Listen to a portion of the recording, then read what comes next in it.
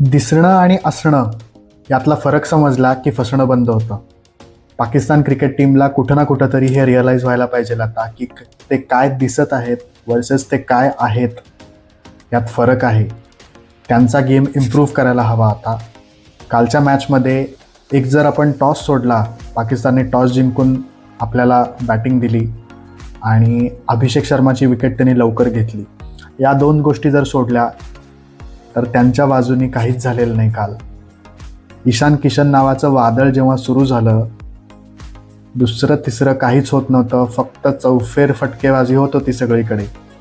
नंतर आलेल्या तिलक वर्मा असू द्या किंवा सूर्यकुमार म्हणा, दोघांनी पण संयमाने एक बाजू लावून धरली आणि पुढच्या अजून विकेट्स पडू दिले नाही. त्यामुळं खूप चांगली इनिंग्स बिल्ड करता आली इंडियाला.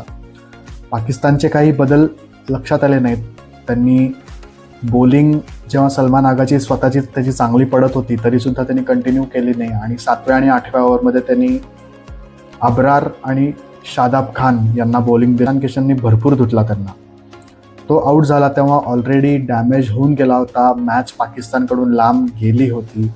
त्याच्यावर सूर्यकुमार यादव, तिलक वर्मा, शिवम दुबे आणि काही प्रमाणात रिंकू सिंग यांनी अजून मोठी धावसंख्या कशी उभारता येईल याच्यावर भर दिला आणि गेम पाकिस्तानपासून लांब नेऊन ठेवला. उस्मान तारिक ज्याच्याबद्दल इतकं बोललं गेलं होतं, त्याला तुम्ही 10व्या ओव्हरपर्यंत आणलंच नाही. ही जरा खटकण्यासारखी गोष्ट होती. भारताने टार्गेट मोठं सेट केलं होतं. पाकिस्तानची जेव्हा बॅटिंग सुरू झाली, हार्दिक पांड्याने पहिले 3 बॉल डॉट टाकले, प्रेशर आलं होतं. साहिबजादा फरहान 4थ्या बॉलला आऊट गेला आणि तिकडून त्यांचे विकेट्स पडतच गेले ठराविक अंतराने. ते परत कधी गेममध्ये येऊच शकले नाहीत. उस्मान खाननी छान बॅटिंग केली, एक बाजू छान लढवत होता तो, पण त्याचे एकट्याचे एफर्ट्स कमी पडले आणि पाकिस्तानला कालचा सामना जिंकता आला नाही. रिंकू सिंग आपल्याला इतका वेळ दिसतो मैदानावर की कधीकधी असं वाटतं की पृथ्वीवर 70% पाणी आहे आणि उरलेल्या 30% जागेवर रिंकू सिंग आहे, अशी फिलिंग येते.